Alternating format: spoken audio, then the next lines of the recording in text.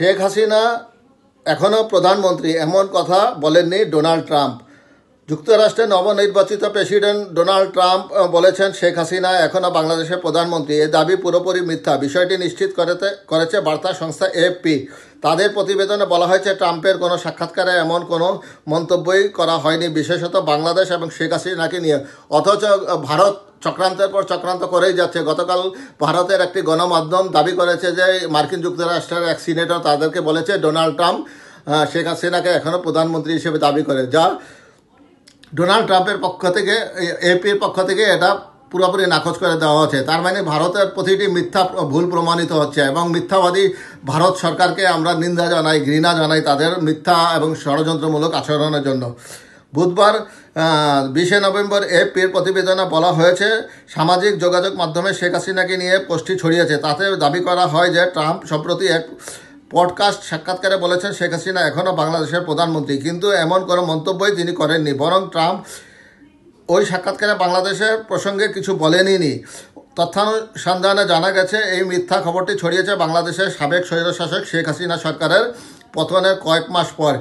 একটি পোস্টে বলা হয় যুক্তরাষ্ট্রের নবনির্বাচিত প্রেসিডেন্ট ট্রাম্প বলেন শেখ হাসিনা পদত্যাগ করেননি, তিনি এখনও বাংলাদেশের প্রধানমন্ত্রী। এমন দাবি করা হয়েছিল যে বাংলাদেশের রাষ্ট্রপতি মোহাম্মদ শাহাবুদ্দিন সম্প্রতি এই কথা বলেছিলেন যে শেখ হাসিনা পদত্যাগ অবৈধ ছিল। এই প্রসঙ্গে কিছু সামাজিক যোগাযোগ মাধ্যমে দাবি করা হয়।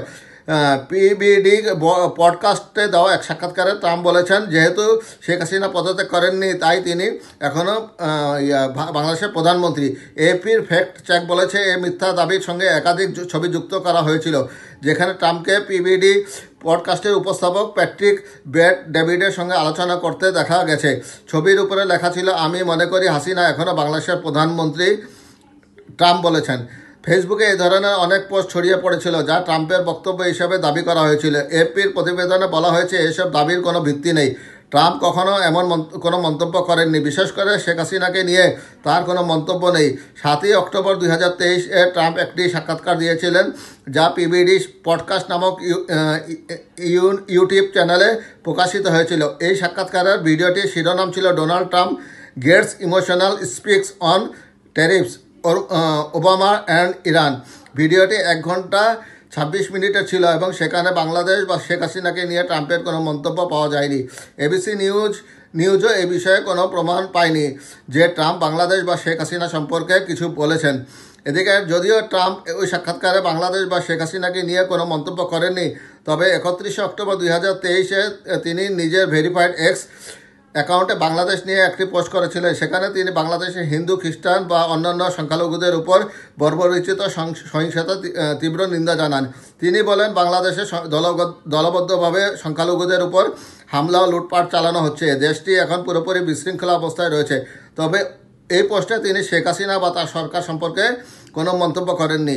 এটি পরিষ্কার যে সামাজিক যোগাযোগ মাধ্যমে ছড়ানো ট্রাম্পের বক্তব্যের মতো মিথ্যা দাবিগুলো প্রকৃত ঘটনা থেকে অনেক দূরে।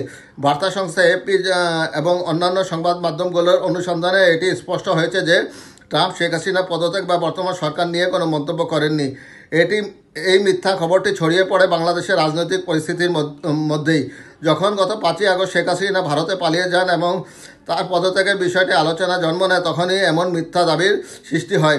বাংলাদেশে কিছু বিক্ষোভকারী রাষ্ট্রপতি মোহাম্মদ শাহাবুদ্দিনের পদত্যাগ দাবি করেছিলেন, কারণ তারা মনে করেছিলেন শেখ হাসিনার পদত্যাগ অবৈধ হতে পারে। এ সময় সামাজিক যোগাযোগ মাধ্যমে এসব মিথ্যা দাবির উত্থান ঘটে। বাংলাদেশের এই রাজনৈতিক উত্তেজনাপূর্ণ পরিস্থিতির মধ্যে মিথ্যা এবং বিভ্রান্তিকর তথ্যের ছড়ানো অন্যতম একটি সমস্যা হয়ে দাঁড়িয়েছে। বিশেষজ্ঞদের মতে এই ধরনের ভুল বোঝাবুঝির অবসান হওয়া উচিত।